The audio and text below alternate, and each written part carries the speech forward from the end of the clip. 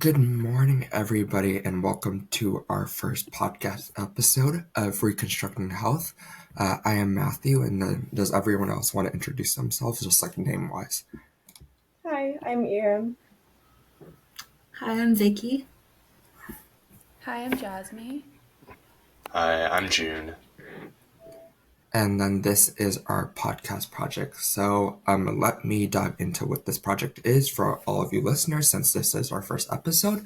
So the title of our podcast is called Reconstructing Health, and we are taking this class called SIN 100. So it is essentially forcing us to work in student teams, to work collaboratively in a think tank like environment that tackles an intersectional problem. So the intersectional problem we chose to do is public health, and our class is specifically focused on the Sustainable Development Goals developed by the United Nations. So we collectively decided to do our project on Sustainable Development Goal number 3, good health and well-being, and then also Sustainable Development Goal number 10, reduced inequalities, because we are all passionate about community health and well-being. And we chose to title our project Reconstructing Health because we have this driving question of how do social inequalities impact the health of people within the United States, within their everyday lives. Like, how do your everyday actions affect your health in ways that you don't think about? So for this project, we wanted to explore how mundane aspects of life, such as grocery shopping, going on a hike, making a doctor's appointment, buying your first house, joining a sports team, etc., can affect an individual's health. And everything we do has a consequence on our health, but most of the time these actions are out of our control. Most people don't realize that social/structural determinants of health, such as where you live, your race, how you were culturally raised, how much money you make, etc., drastically influences how healthy an individual can be. Um, Everyone is so busy these days that they don't slow down and think about how much their health is affected by what they're doing in their everyday lives. So, and often culture and nature are often seen as separate systems. So, we want to emphasize how they actually evolved over time together and show how culture impacts nature. And neither culture and nature could exist without one another, and they continue to affect health in ways that we're still discovering. Um, in this podcast, we will be discussing in each episode how everyday decisions can affect health and what people can do to combat health inequities that are typically invisible to the average person, and we want to bring light to them. Health is often glamorized in mainstream society as this extremely fit and able-bodied individual that follows a certain diet and exercise regimen.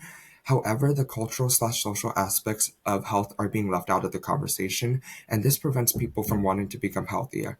The definition of health looks different for everybody, and we want to educate our listeners on how we can promote a more equitable, healthier future for every single person out there.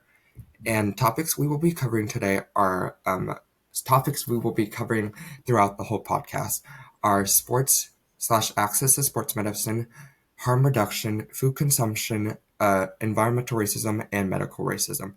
And then we're just going to introduce everybody individually. So does June want to go first?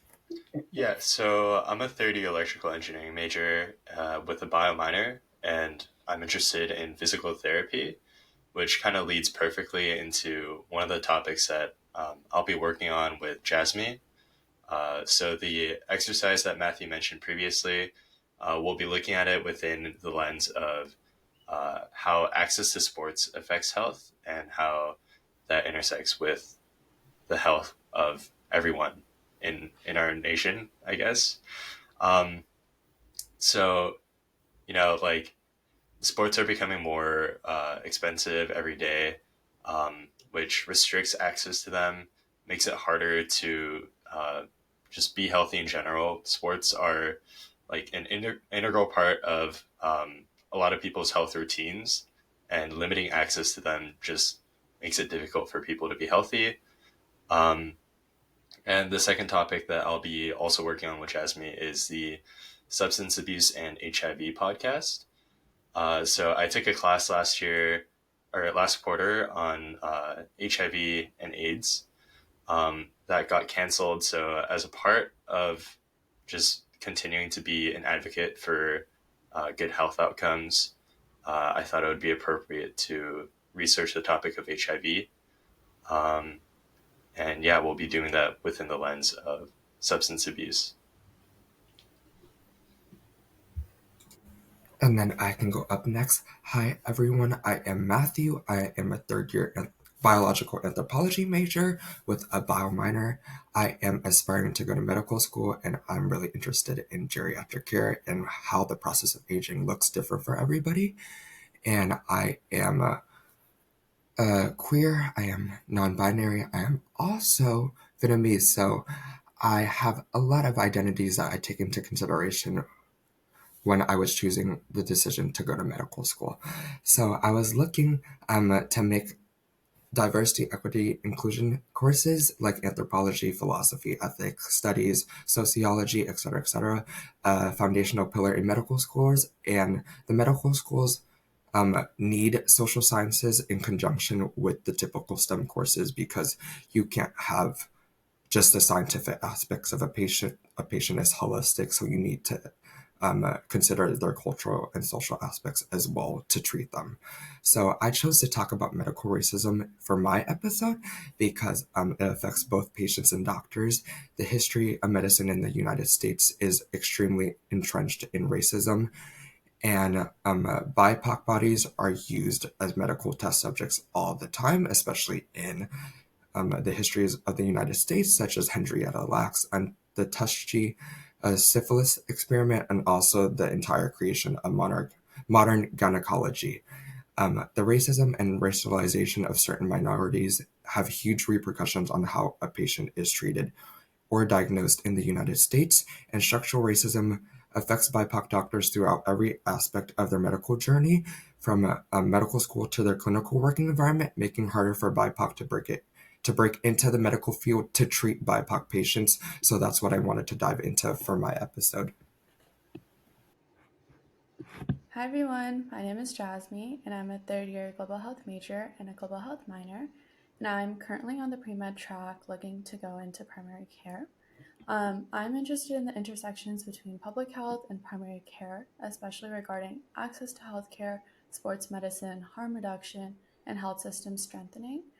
In the future, I'd also like to transition into health administration role, focusing on the quality of patient care, which I believe sets up my podcast interests.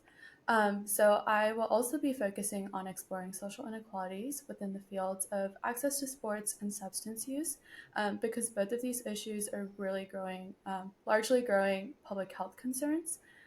Access to sports and sports medicine is reflective of a wide range of socioeconomic factors that affect health and well-being, physically and mentally, which is one of the things that we're exploring in our episode. Additionally, substance use continues to be an epidemic, and it is an area that requires more education for the general public to help reduce stigma as it prevents access to care, which is what we're trying to do through our episode. Hello, my name is Vicky. I'm a second year electrical engineering major, and although my episode doesn't relate that well to what I study, I'm interested in researching environmental racism and its impact on public health because it brings awareness to the intersectionality of social justice and environmental conflicts. I'm not deeply informed on these topics myself, and I think it is important to take initiative to learn more about systemic injustices that several communities face on a daily basis. And furthermore, connecting environmental racism to public health is important for addressing health disparities and discussing policies that promote environmental justice to support underserved populations. Hi everyone, I'm Iram. I am a fourth year cognitive science major specializing in neuroscience aspect of cognitive science. I'm a pre-PA and passionately interested in how our readily available foods and drinks affect our body, brain, and mind. I have recently taken a course where we read and analyzed many research papers about our hormones related to metabolism and how one thing may affect another. The information that I have learned has been life changing for me, and I wish that many people knew and were aware of the same knowledge that I now have. My goal is to create an engaging and informative conversation about the truth of the ingredients we consume, how they affect us individually and as a society, and ultimately share tips on making smart choices at grocery stores. I'm very, very excited to be a part of this podcast. Thank you for listening. And as you see, we have a very interesting lineup for this podcast. So I hope you stay tuned to listen to us for the rest of the month. We will post the schedule on our Instagram. Follow us. It's Reconstructing Health. That's literally our username. And more will be coming soon. We will most likely post podcast episodes every week until like the end of May, beginning of June. Yeah, that's our estimated schedule, and it's gonna be really fun. We're gonna have interviews, we're gonna have quotes, we're gonna have information that y'all haven't previously heard before, hopefully.